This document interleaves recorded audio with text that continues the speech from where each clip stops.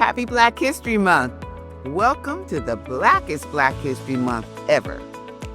Now you may be wondering, why am I calling it the Blackest Black History Month?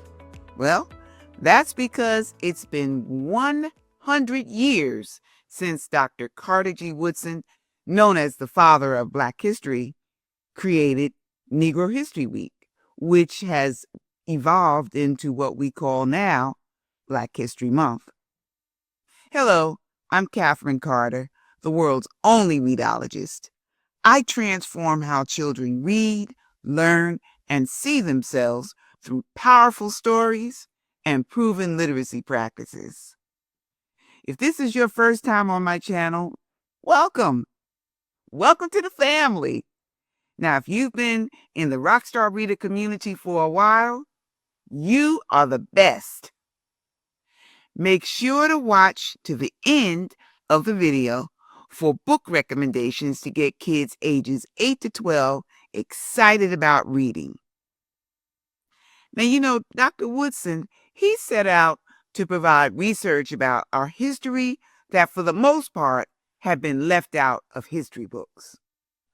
But he didn't want us to stop on February 28th or February 29th, depending on what year it is. February is just a special time to shine the spotlight, and it's a springboard to keep studying and learning all year long. I'll share some more about him in another video. Did you know this is also the second anniversary of me being a TEDx speaker? The heart of my talk was to encourage you to do just one thing to ignite a child's love of reading. Throughout February, I will share some of the educators that I look up to. Educators who made a tremendous impact on my life, on the lives of many children, and they fueled my passion for children's literacy. Do you know the name Marva Collins? She was a phenomenal American educator in Chicago. Miss Collins was born on August 31st in 1936 in Monroeville, Alabama, and she transitioned from this life on June 24th, 2015, at the age of 78 years in Beaufort County, South Carolina. Miss Collins graduated from Clark College, which is now known as Clark Atlanta University, in Atlanta, Georgia. Before starting her school, she taught at the Monroe County Training School in Alabama, and then went on to become a teacher in the Chicago public school system for 14 years. She became very dissatisfied with the Chicago school system, and that led her to start her own school right in her own home on the second floor of her house back in 1975. It was called Westside Preparatory Academy, and she educated children that were believed to be unteachable. Can you believe that? Some people were calling children unteachable. Well, Miss Collins believed that all children were worthy and deserved to be educated. In 1981, there was a made-for-television movie about her life. The great Cicely Tyson portrayed Miss Collins. What a performance. It was outstanding. I had already been teaching for a few years, and I loved children, but that movie changed me forever. Marva Collins was and still is my shero. There was a time that I even wanted to start my own school.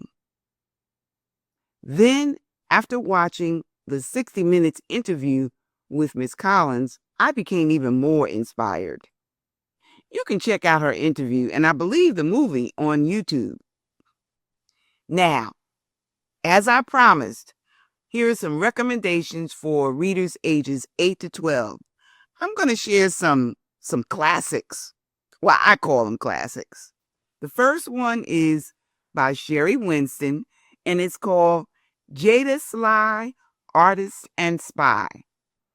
If you notice down here, There's a little top secret on the book that she's carrying. This is a mystery for kids who like to solve things and have adventures. I highly recommend this. And my next recommendation is the award-winning Bud Not Buddy by Christopher Paul Curtis. Funny story, my youngest son was not a fan of reading, but he read Bud Not Buddy. I think he read this book 3 times.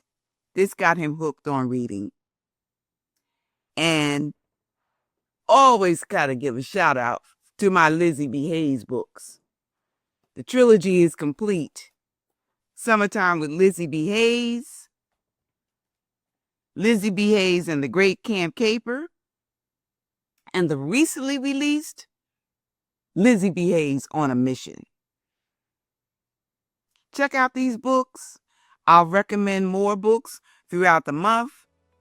And until next time, I wish you love, laughter, and literacy.